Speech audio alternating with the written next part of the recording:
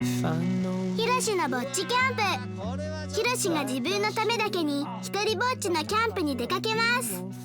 見つけたお宝。梅雨だってキャンプは楽しい。定めた居場所でじっくり焼き焼き焚き火飯。うまそう。第39話湖畔の森の雨キャンプ。7月20日夜11時放送です。